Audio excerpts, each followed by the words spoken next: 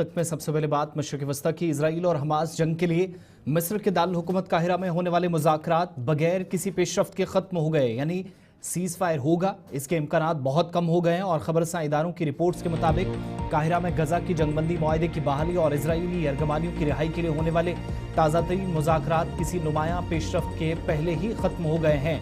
Reports ये भी बताती हैं कि गुज़श्ता रोज़ और आज पूरे दिन फ़लस्तीन और मिस्र के अंदर हमास ने अपने मौक़िफ़ को बरकरार रखा। मिस्र की जानिब से भी कोशिशें की गई कि किसी न किसी तरीके से जंगबंदी के मुआहदे पर दोनों तरफ से बात हो सके, इत्तफाक हो और मुआहदे का नतीजा जंग के मुकम्मल खात्मे पर निकलना चाहिए। इस बात पर भी इत्तफाक नहीं हो सका और इजराइल ने जनवरी में तय पाने वाले जंगबंदी मुआहदे के नाकाम होने के बाद गुज़श्ता माह दोबारा गजा में अपनी फौजी कार्रवाइयां शुरू की और इसका इसरार है कि वो जब तक हमास को मुकम्मल तौर पर शिकस्त ना दे, तबाह ना करे, ये हमले जारी रहेंगे। हमास के मुताबिक जंग के खात्मे और गजा से इनखला के बदले यरगमानियों के एक साथ हवालगी के लिए तैयार है, मगर इजरायली तजवीज़ जंग के मुकम्मल खात्मे के लिए नहीं, सिर्फ यरगमानियों की वापसी के लिए है। वो पहले से यकीन दिलाए कि जंग मुकम्मल तौर पर ख़त्म होगी, जिसके बाद कोई नतीजा अखज़ किया जा सकता है। मिस्र ने गजा जंगबंदी के हवाले से नई तजवीज़ भी पेश कर दी है, जिसमें फ़लस्तीनी मज़ाहमती तंजीम हमास से हथियार डालने का मुतालबा किया गया है। रिपोर्ट से बताती हैं कि मिस्र ने हमास को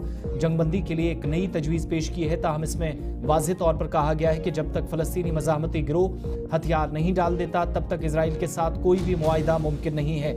हमास अहदेदारान ने इस बात की तस्दीक की है कि हमास का मौक़िफ़ बरकरार है, वो बरकरार रहेगा। किसी भी मुआहिदे की बुनियाद गजा में जारी इजरायली जंग का खात्मा और काबिज़ अफ़वाज का इनखला होना चाहिए और हमास के हथियारों के हवाले से कोई बातचीत मुमकिन नहीं। यहाँ तक ये भी बताया गया कि मिस्र की तजवीज़ में 45 दिन की आर्जी जंगबंदी भी शामिल है, जिसके बदले में खुराक और शेल्टर के लिए ज़रूरी साजो सामान गजा के अंदर दाखिल करने की इजाज़त दी जाएगी। हमास दूसरी तरफ बताता है कि जंगबंदी सिर्फ इसी सूरत में मुमकिन है जब इजराइल की जारियत का मुकम्मल खात्मा हो, जिसमें अब तक 50,000 से ज़्यादा फ़लस्तीनी शहीद हो चुके हैं और गुज़श्ता 24 घंटों में होने वाली शदीद बमबारी में 67 से ज़्यादा फ़लस्तीनियों की जान चली गई।